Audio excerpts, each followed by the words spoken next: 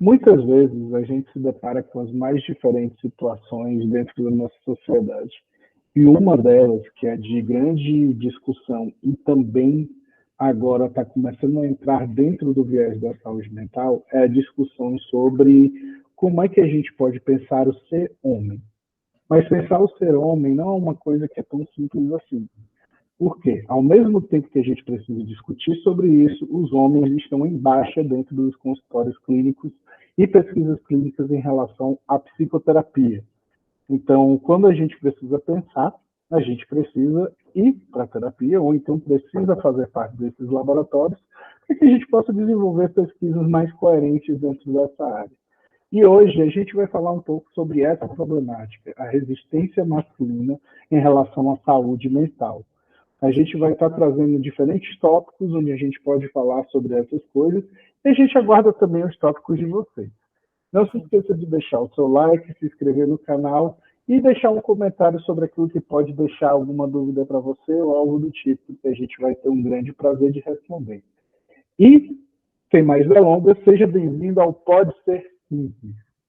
E aí, massa e saúde mental combinam? O que vocês acham, meninas?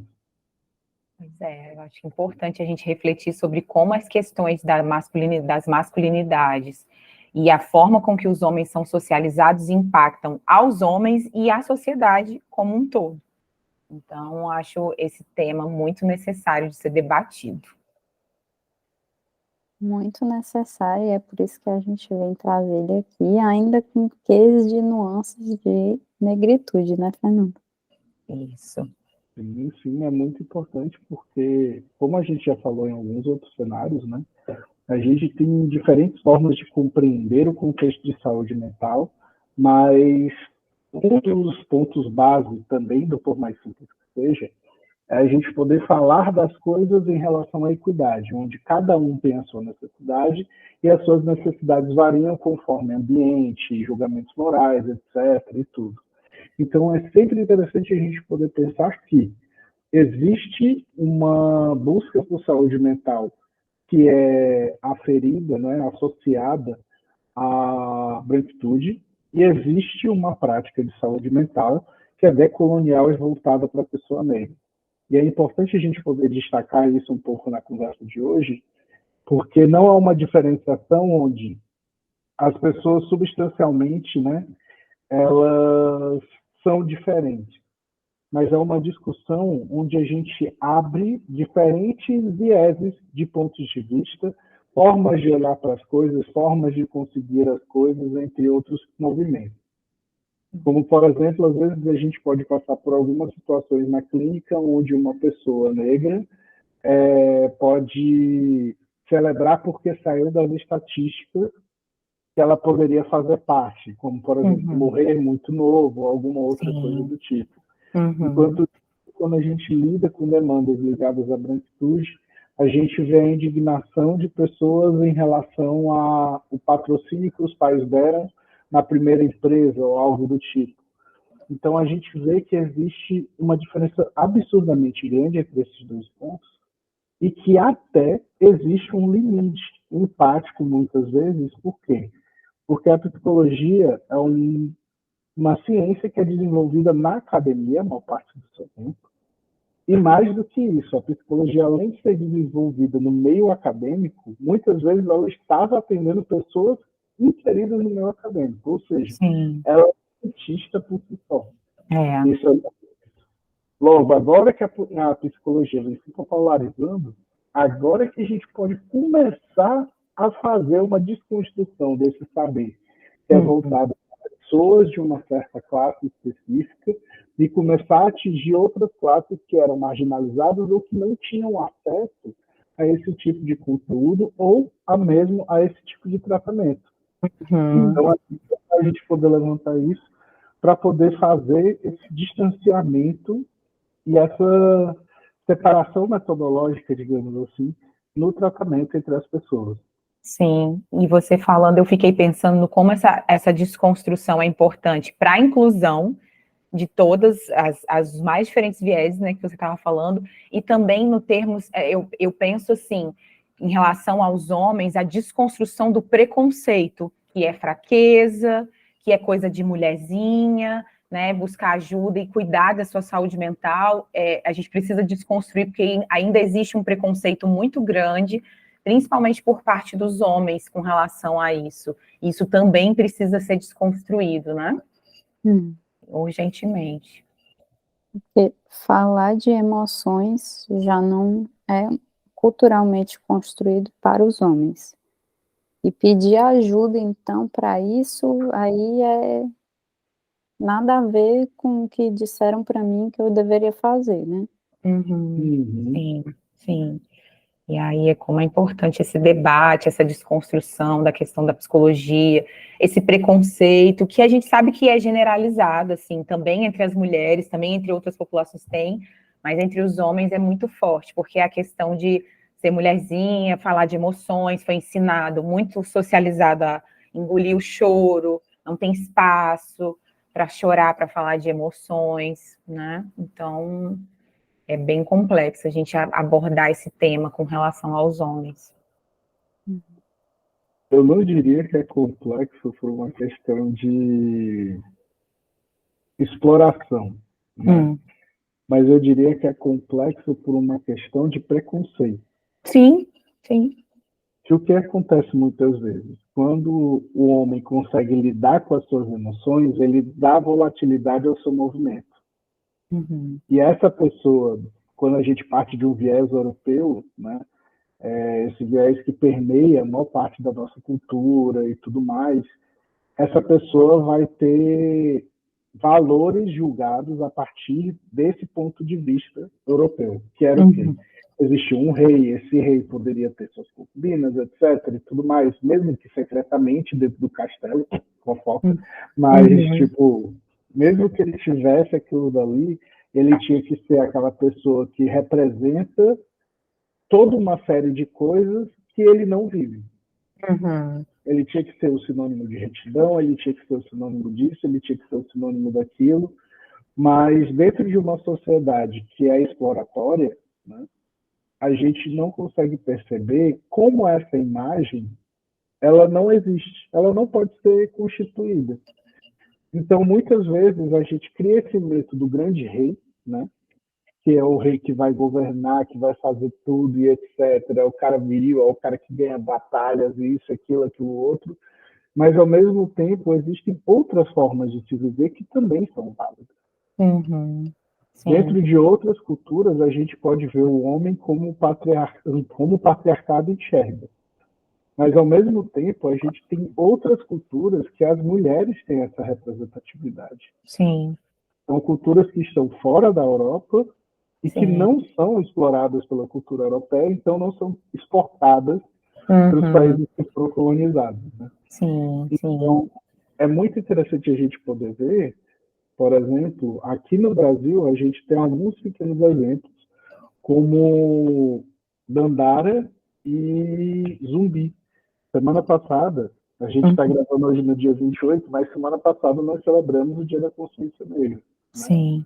E enquanto eu estava fazendo uma das postagens, poder ver que o relacionamento entre Dandara e Zumbi cresce também das inquietações que eles tinham do relacionamento entre quilombos e bandeirantes, quilombos e outras casas. Ele cresce em um ritmo de rebelião, mas ele cresce unido em forma de resistência. Em forma de não fortalecer aquele tipo de vínculo, não fortalecer aquele tipo de exploração. E pelo afeto dos dois, o negócio se constrói e evolui cada vez mais para ser um dos maiores quilombos, uma das maiores representatividades de resistência que existiu no Brasil. Sim. Então é muito forte a gente poder pensar nisso e como as emoções elas fazem coisas incríveis. Agora, trazendo um exemplo da branquitude, uma coisa que é negligenciada pela maioria dos homens, mas é valorizada também pela maioria dos homens. Apostas. O quê? Apostas. Apostas são coisas que você não tem assim uma determinante certeza no resultado. Mas você confia na sua intuição. E muitos homens, eles caem no erro de apostar. vivendo uma vivência de apostas e etc. e tudo mais. Sim. Por quê? Por causa da relação entre o homem, os jogos entre o homem e a disputa. É muito ensinada no início da sua vida. Sim, sim. Hoje, quanto mais a gente tem acesso às redes sociais, mais complexo fica também, porque a comparação se torna mais escalonada. Com certeza. Mas, desde sempre, os homens sempre se preocuparam muito com a disputa, sempre trouxeram muito esse cenário, e não muito uma relação de colaboração dentro da cultura que nos foi apresentada aqui. Sim. Né? Então, tudo isso... Perdão, pode adicionar. Não, é isso, é mais uma cultura de competição, de disputa, de dominação de poder, né? Ao invés da cultura da colaboração. Exatamente. E aí, onde se diferem, tem um cara que eu admiro muito, que é o Trevor Noah, e ele estava falando na abertura do podcast dele. Ele fala que a cultura europeia é muito baseada no eu por mim mesmo. Enquanto a cultura africana, ela se baseia muito do nós por quem somos. Né? Não fala apenas de uma identidade individual. É claro que existem as identidades individuais, mas o grupo faz parte da sua identidade. Né? Sim. Eu achei muito interessante ele falar isso, que ele é da África do Sul. E ele consegue trazer opiniões e fazer conexões no contexto que ele fala de uma forma muito sensível, mas ao mesmo tempo de uma forma muito crítica. Que é exatamente onde a Europa falhou muito, digamos assim. Né? Porque um dos nossos primeiros pensamentos, um dos pensamentos que mais influencia a gente, é trazer que a mente deve ser separada, digamos assim, das emoções, porque as emoções simbolizam um certo descontrole ou alguma outra coisa do tipo. Porque, querendo ou não, a gente pode ver pelo filme divertidamente. As emoções, elas não são uma coisa que a gente controla com muita facilidade. Elas vêm, elas batem, depois a gente vai dar sentido àquilo dali de alguma forma. As emoções, elas se bastam por si só. E Larissa, agora eu estou entendendo a parte do eu avisei, né? Que eu já estou viajando. Eu queria só dizer uma coisa, que é muito interessante isso que tu falou, entre a Europa e a África, porque no meu curso tem pessoas de todas as nacionalidades, né? E tem um rapaz que ele é da Somália, e a gente estava falando sobre bullying, sobre violência escolar, né? Bullying. E aí, a intenção no final é a gente faz uma apresentação, era a apresentação do meu grupo, e aí depois a gente traz para questões para debater. E a minha questão era como isso funcionava nos outros países, porque aqui tem várias medidas governamentais que tentam, né, diminuir, prevenir. E aí ele falou, não, isso não tem na Somália não, porque lá não é que não tem meninos ruins uns com os outros, tem. Só que se isso acontece, a família dessa criança vai se resolver com a família do outro, porque todo mundo se resolve em comum, em comunidade. Só que óbvio que não é assim bonito, porque, enfim, ele disse que pode chegar a um nível de morte mesmo, né, com armas e tudo, mas só para o exemplo, que dizer que realmente é esse senso de comunidade. O que a gente vive aqui, a gente resolve aqui. São as melhores formas de resolver? Talvez não, mas o governo também não tem todas as melhores formas de resolver, então. E realmente isso é bem interessante, porque gera esse senso de que eu preciso me preocupar com o outro, porque senão vai trazer problema para minha família, para minha comunidade como um todo. Sim, é a questão da colaboração, né, da cooperação, que isso na cultura patriarcal tem muito essa questão de dominação e poder. Vocês falando, eu fiquei pensando na questão da Bell Hooks. A Bell Hooks traz muita importância da comunidade, da família estendida, para viver segundo uma ética amorosa, nessa questão da colaboração, da inclusão dessas pessoas, mas tem uma questão, é o que o Fernando disse, muito individual, e não, a gente não, é como se não fosse muito, aliás, não é disseminada essa questão da comunidade, da importância, é muito individualismo, né, na cultura patriarcal, que precisa dominar, é o poder que precisa prevalecer, então é bem complexo, né? Mas eu não diria apenas da cultura patriarcal, né? Essa é uma visão muito vinda da cultura europeia. Tipo, cultura patriarcal existem várias outras. Sim, sim. Mas elas não respondem da mesma forma e a gente, às vezes, não tem acesso a essas outras culturas. Porque a gente toma a nossa como a patriarcal, mas é importante poder trazer esse viés. Sim, com certeza, com certeza. E existem outras formas também, né? Existem sociedades que são chamadas matrilineares, porque as mulheres estão tem um papel de destaque na sociedade, né?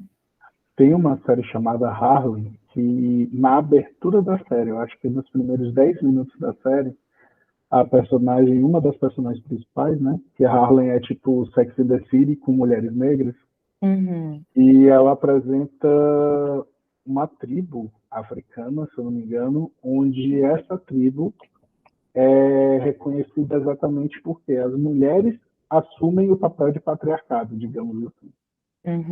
Então, são elas que escolhem os maridos, elas que cuidam da casa, elas que vão trabalhar, elas que fazem as coisas e tudo. Então, eu acho muito interessante porque existe muita cultura diferente. Sim. E a gente se baseia em uma cultura apenas. E essa cultura é tão hegemônica de uma forma que, se a gente não faz parte dela, a gente já se sente excluído. Sim. E isso é uma sensação muito forte, assim, muito terrível, porque você, para se encaixar numa cultura que não tem a ver com você, já é uma agressão. Sim. E quando você se enquadra dentro de uma cultura que não tem nada a ver com você, além dessa agressão, você tem uma mortificação do seu eu. A sua singularidade, ela não está sendo respeitada, a sua singularidade, ela está sendo apagada dentro desse processo de adaptação, e você é recompensado pela sociedade com aceitação. Quando você, tipo, o seu eu, essa mortificação, quando você, tipo, aceita essa mortificação, você, tá vendo? É validado, né? É reforçado. Exatamente. E é muito estranho a gente poder ver isso num país tão múltiplo quanto o Brasil. Mas como isso afeta a saúde mental das pessoas? Né? Quando a gente faz esse tipo de mortificação, a gente vive uma vida que é ok. É uma vida que é funcional, mas não é exatamente uma vida permeada por sentido. Eu uma vez estava num casamento e um colega meu chegou para mim e pô, não sei o que, eu tô vendo que tu tá bem e tudo mais, tarará, tarará. Eu, pô, cara, eu tô vivendo uma vida razoavelmente boa, né, dentro de padrões legais e tudo, etc. E a gente foi conversando, chegou uma hora que ele olhou para mim aí, pô, mas tu tá ganhando tanto, quanto por mês? Eu tô ganhando X. Aí ele, pô, massa. E tu falou que tu não tava ganhando bem, eu não considero isso bem pro nível de conforto que eu quero dar à minha família aí. Mas tu já olhou para quantas pessoas ganham X? Aí se eu tivesse preocupado com outras pessoas, eu realmente não estaria fazendo nada do que eu estou fazendo hoje. Aí ele olhou assim para mim com uma cara de tipo, que resposta mais ácida, né? Mas é exatamente sobre isso, porque ao perguntar para ele em seguida, quanto é que tu tá ganhando? E ele falou quase o dobro do que eu ganhando, do valor que eu tinha dito. Eu olhei para ele e falei, tá vendo? Existe uma pessoa que está melhor do que eu e você está querendo que eu me contente. Algum dia você recebeu o que eu recebia. E você não estava contente com isso. Sim. Então, existe também uma forma de você ser, entre aspas, né, dominado por um sistema que é implícita, que é sutilmente julgado assim. E vai ser julgada. E como é que isso afeta a saúde mental negra? Agora, especificamente a negra. Uma das frases mais ouvidas dentro de contextos negros é: você tem que trabalhar 2 vezes para receber aquilo que os outros recebem. Isso destrói a autoestima de uma pessoa negra de tal forma, porque ela se prepara para trabalhar 2 vezes mais para receber o mesmo que os outros. Sim, é devastador. E ela não é levada a questionar isso. Internaliza, né, Fernando? Exatamente. E quando você é uma pessoa negra em ascensão, que você pode ocupar lugares que são menos marginalizados ou periféricos, você sofre muito mais com isso. Muito mais. Eu passei por uma situação quando eu era jovem que eu achei muito interessante. Eu tinha um grupo de colegas e a gente conversava muito em sala de aula, etc. e tal, tarará, tarará. E dentre todos eles, as melhores notas eram as minhas. Então, tipo assim, quando a minha nota de 10 caiu para 6 e a do outro de 6 caiu para 5, eu fui responsabilizado porque eu era o que conversava mais. Então eu fiquei. Mas peraí, quem perdeu 4 pontos na nota fui eu. Por que eu que estou sendo questionado no meio dessa história toda? Em nenhum dado momento ninguém se perguntou sobre isso, mas me atribuíram uma coisa que, ok. Naquela época eu não consegui entender esse processo. E quando você vai para um psicólogo, né, que não tem acesso a esse tipo de informação ou não tem a empatia necessária para poder compreender esse tipo de fenômeno, você pode ter a sua experiência pormenorizada dentro do contexto terapêutico. Sim. Era para você ser acolhido, na verdade você vai ser questionado por uma coisa que é óbvia para uma pessoa negra, mas para quem é branco, que não consegue nem compreender direito o conceito de raça que foi estipulado por brancos. Não alcança, né? E isso é uma questão que é política de tipo. Quem constitui a branquitude? A pessoa branca através de uma observação. Não é uma questão científica, não é uma questão de nada. É uma questão de observação. Pegou, fez uma observação, compreendeu que cada sociedade tinha características diferentes. Mas, ao mesmo tempo que enxerga isso, ele aplica um julgamento. E esse julgamento se torna a ciência necessária para se permear por vários anos, centenas de anos, na verdade, como uma forma de olhar de maneira pejorativa para a pessoa negra. O pior de tudo é, além de passar essa visão pejorativa, a cultura que foi passada, né, chegada até o Brasil, ela não é uma cultura brasileira. Ela é uma cultura que começa em outro lugar, mas que faz com que o mundo inteiro acredite que aquele lugar do mundo específico, no caso afrodescendentes, né, pessoas que são descendentes de africanos em algum lugar da sua vida, essas pessoas sofram por causa de um contexto histórico que hoje não faz mais sentido algum. Sim. Então é muito fogo a gente poder falar sobre isso, porque isso afeta também a saúde mental das pessoas, principalmente pessoas negras. Hoje a gente tem um movimento interessante que é o quê? Muitas vezes pessoas negras procuram outras pessoas negras para compreenderem as suas problemáticas. Sim. Que eles se sentem empaticamente mais à vontade do que com outras pessoas. Sim. Mas é uma coisa que é muito difícil ainda de ser realizada. Por quê? Porque são pouquíssimas pessoas negras que ainda estão na faculdade. A gente tem pessoas negras e pardas com 60%, mais de 60% do total de pessoas do Brasil. Mas, ao mesmo tempo, a gente tem um número... Eu acho que nem a metade disso chega a entrar na faculdade. Sim. Eu tinha dado uma olhada no IBGE, mas eu não me lembro hoje exatamente os números, mas se torna um número muito pequeno em relação à idade que a gente tem. Sim. E o público masculino diminui mais ainda. Sim. Né? Sim, verdade. Mais ainda nas faculdades, por exemplo, na psicologia, né? Já não é comum homens, né, na psicologia estudando, né? No caso, profissionais. Aí, quando falam de pessoas negras, ainda é menor ainda o número, né, Fernando? São pouquíssimos. Aí a questão do acesso, né, o acesso limitado, tem muitas questões, e por isso a importância da política de cotas, de trazer essas pessoas, inclusive foi reformulada agora, né, parece que teve uma atualização recente agora na questão da lei de cotas, para incluir essas pessoas, né, para diversidade, estar presente na universidade, né, todos têm direito. Né? As ações afirmativas, elas se tornam muito importantes dentro desse contexto, para que outras pessoas tenham oportunidade também de diversificar.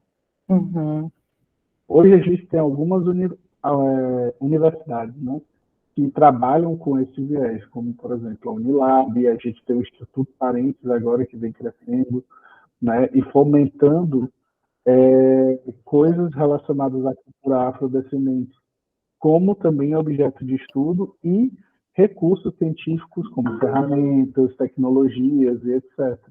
É interessante a gente poder perceber que tudo que está chegando dentro das informações está começando a ser aproveitado de uma forma diferenciada. Sim. Mas, voltando para o conceito da saúde mental e do homem, né, a gente pode perceber também um lugar que é muito difícil, porque quando se cobra essa virilidade masculina, tem que ser assim, etc., do homem, a gente está se esquecendo que o homem como ser sensível existe. E ele ainda é pautado pelas crises, né? Então pode repetir aquilo que tu falou eu acho que era da Valesca. Da Valesca. Aqui a gente vai trazer o conceito do dispositivo da eficácia, né? Que eu e Larissa, a gente teve acesso esse livro aqui, gente, a gente super indica. E aqui ela fala que os homens, eles são socializados no dispositivo da eficácia, que se divide em eficácia laboral e eficácia sexual. Ou seja, tem que ser o provedor. E aí, muitas vezes, quando os homens não estão trabalhando, estão desempregados, isso como que afeta a saúde mental e afeta a questão da autoestima. E a questão da eficácia sexual, tem que ser o comedor viril, né? E isso é um grande problema. E nisso tudo, a Valesca vai falar sobre pornografia como pedagogia afetiva, que os homens se relacionam com as mulheres como se fossem objetos, isso tudo está dentro da questão da socialização. E aí ela traz uma questão da impenetrabilidade, que o homem, para ser viril, ele precisa se mostrar impenetrável. E a impenetrável, e aí a gente parte para os afetos também, que aí aqui ela traz, eu vou até ler um trecho aqui. Aqui é importante destacar que o apaixonamento é entendido como desvirilização dos rapazes, pois um homem apaixonado é aquele que supostamente perdeu o controle, que é um valor importante na masculinidade, sobre si mesmo, seja para o sentimento ou, pior ainda, para uma mulher. Mostrar de si mesmo e impenetrabilidade emocional é um valor cultuado pela masculinidade. E aí, olha como isso afeta os impactos disso na saúde mental, né, Larissa? Com certeza.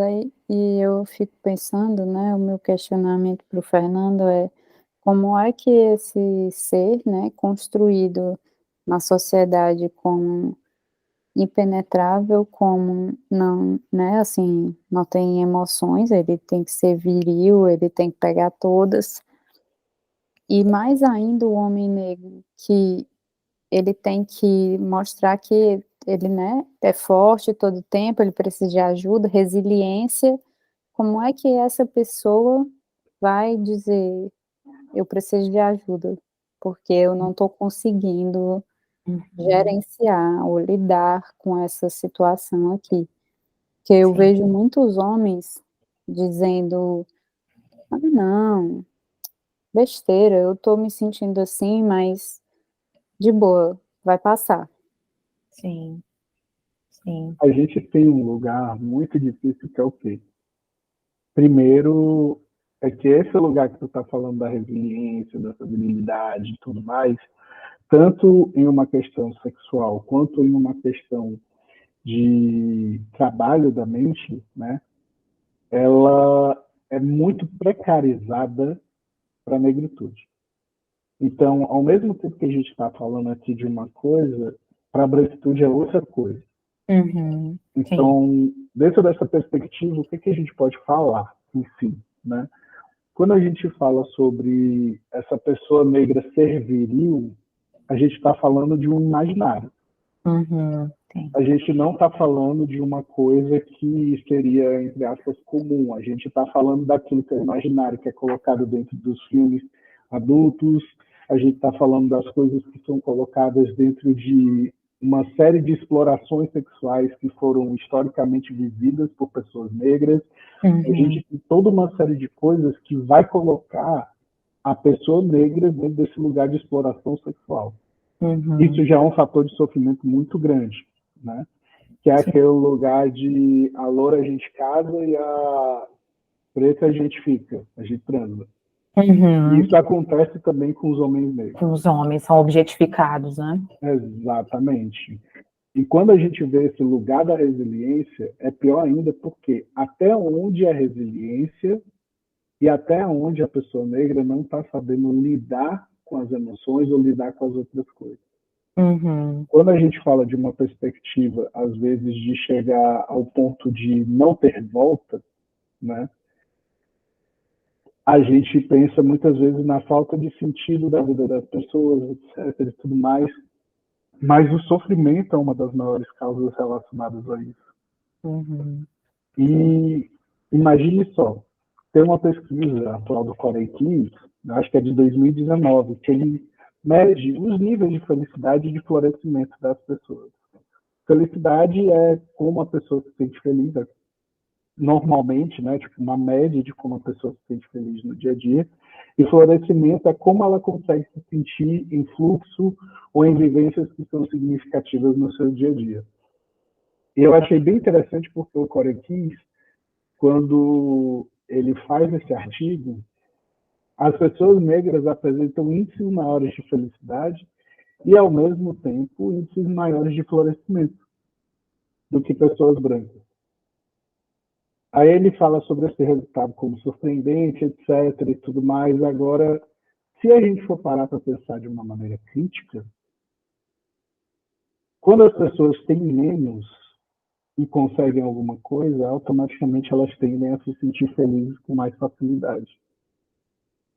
Então, você chega a uma pessoa socialmente que tem uma ascensão social grande, você chegar para ela com uma doação, ela não vai se sentir feliz. Ela pode até se sentir ofendida. Né? E quando você vai para uma pessoa que nunca teve um tablet, nunca teve um brinquedo ou alguma coisa do tipo, você pode chegar para ela, entregar para ela uma coisa usada e ela vai se sentir feliz. Então, se a gente for considerar apenas fatores raciais dentro da nossa análise, a gente pode encontrar isso. Mas se a gente for fazer uma análise mais profunda, a gente pode ter vários outros resultados que vão influenciar isso. Então, para falar nessa saúde mental, é importante a gente pensar em de quem a gente está falando, em que lugar a gente está falando. Mais do que tudo, essa resiliência é uma resiliência real ou é uma resiliência daquela coisa de tipo, vou passar por cima o máximo que puder? Né? Então, a gente precisa olhar não com um olhar generalista para a situação mais. A gente precisa ter um olhar mais específico para esse tipo de demanda. Para que a gente possa discutir de uma maneira interessante e para que a gente possa realmente elencar os problemas que existem para essas pessoas especificamente. Porque, diante de todo o passado, isso que eu estou falando é muito ligado ao letramento racial. Diante de todo o passado que foi vivido, a gente precisa compreender movimentos históricos que estão ligados a isso.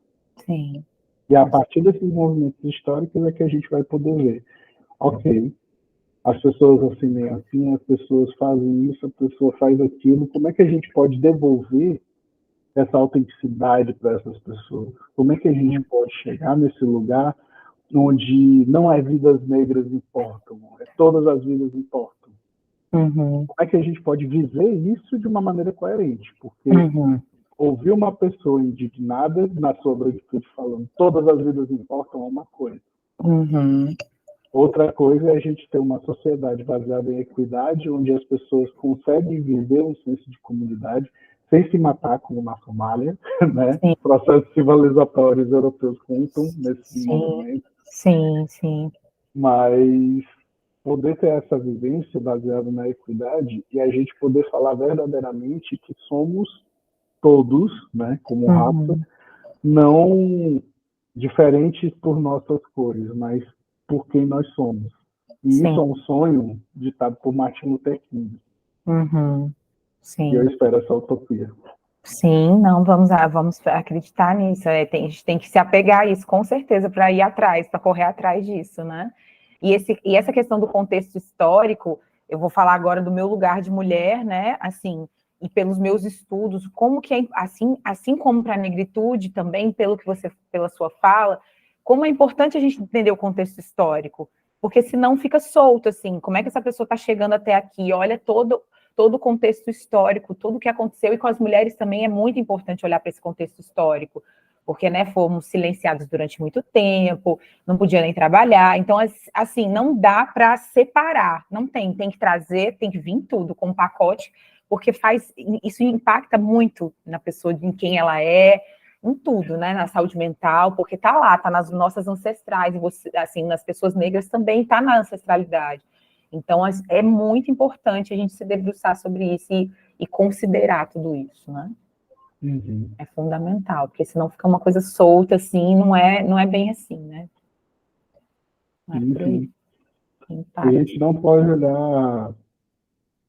A gente tem que olhar para as pesquisas de forma crítica, né? E a gente precisa olhar para a ciência de uma forma mais interessante. Sim.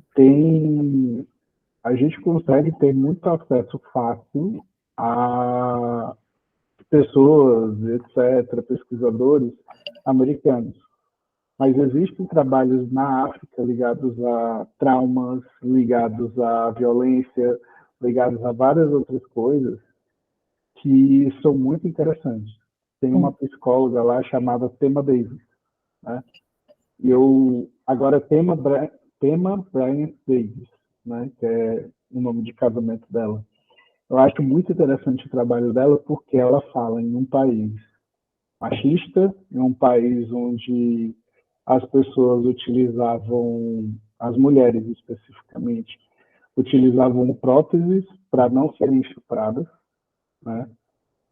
E ela vai naquele país falar sobre a violência doméstica, ela vai falar sobre a violência da sociedade contra a mulher, e mais do que tudo isso, ela vai falar sobre o processo de cura de uma sociedade assim. Ela não está interessada apenas em problematizar a coisa, ela está interessada em problematizar e, ao mesmo tempo, tentar encontrar uma solução. Sim, isso é importantíssimo. Um pouco diferente. Sim, eu já quero o nome dela, que eu já quero ler, já adorei, assim. Porque é isso, porque, gente, como é que essa questão, e é importante a gente pensar, como é que essa questão da saúde mental do homem impacta na sociedade?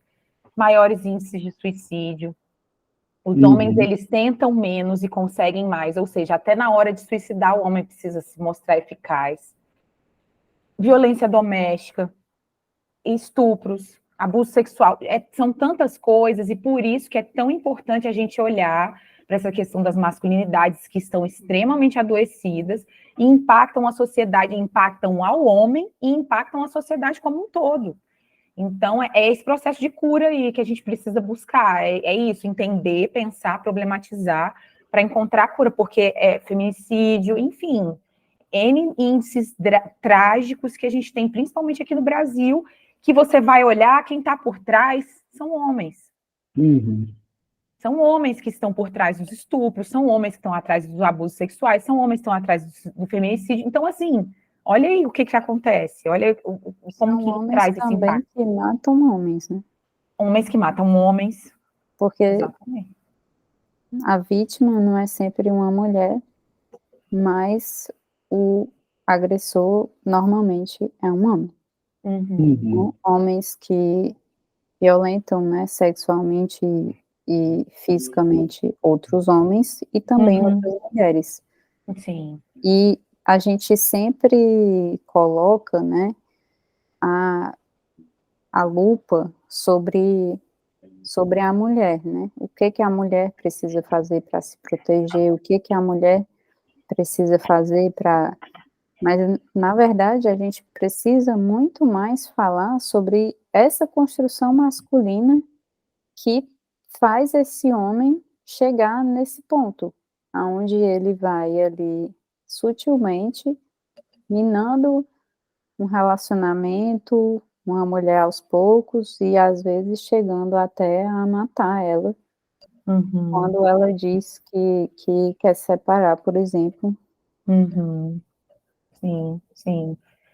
O homem lida com as emoções muitas vezes de uma forma ele parte para a agressividade. Como ele não consegue administrar as emoções, ele parte para a agressividade. E tem toda uma questão de um machismo, de achar que essa mulher é de posse dele.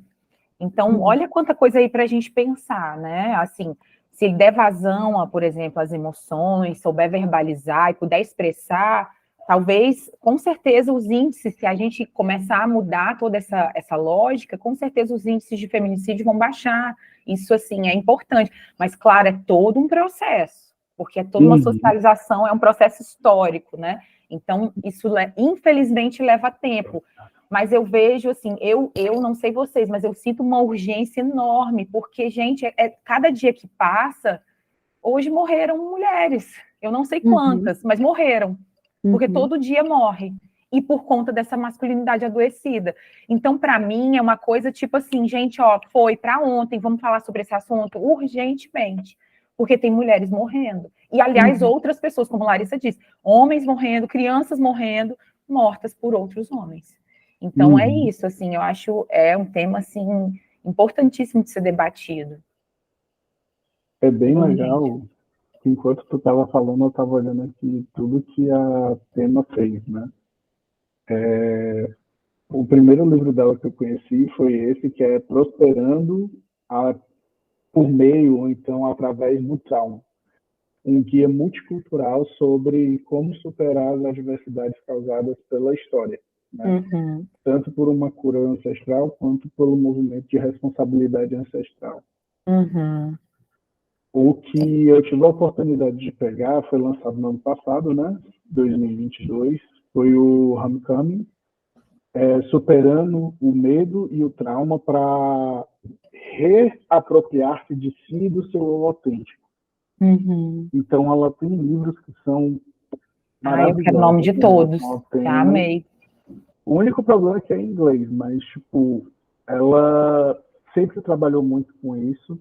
Ela tem também um viés muito religioso, né? Que ela é muito ligada à igreja dela, mas ela trabalha com música, trabalha com arte, trabalha com cultura, e por meio disso ela vai encontrando os processos dela de criação científica, né? De produção científica e da prática dela. Isso é uma das coisas que mais me chama a atenção, assim, meu a tudo que ela pôde construir até aqui. Sim. E processo de cura, né? Processo de cura Exatamente. através da arte, através de, enfim, da música, enfim. Massa, ver o trabalho dela. Ela fala muito da prosperidade, né, em si também. Não apenas o processo de cura, mas o processo de prosperidade, porque nem sempre a cura chega. Mas a prosperidade não é uma coisa que depende da cura, digamos assim. Entendi. Então ela consegue fazer esse paralelo também entre esses dois movimentos, né? Prosperidade e a cura. Sim, massa. É isso, né? E aí, gente? Temos um podcast. Temos um podcast. Pode ser que o dia está chegando ao nosso final. Sim. Quem é que vai fazer a grande pergunta final? Qual é a palavra do dia? Eu vou perguntar, porque aí nisso eu vou pensando, entendeu? Palavra do dia. Do episódio.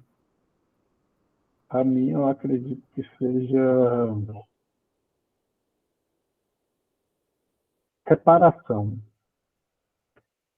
De alguma forma, falar sobre esse tema traz algumas responsabilidades, mas, ao mesmo tempo, uma sensação muito grande de reparação. Olhando para a minha vida, olhando para como eu vivo hoje, Sim. reparação. Sim. Larissa, eu sou a entrevistadora, entendeu? Reconstrução. Mudança urgente, eu vou acrescentar urgente. Mudança urgente. Eu acho que mudança emergente, talvez. É uma coisa que, além de vir crescendo, ela também é muito importante para a sociedade como um todo, né? Com certeza. É isso, meu povo. Temos um podcast. Até o próximo episódio. Valeu, galera. Se cuidem. Estamos aí no próximo. Tchauzinho, meu povo. Tchau, pessoal.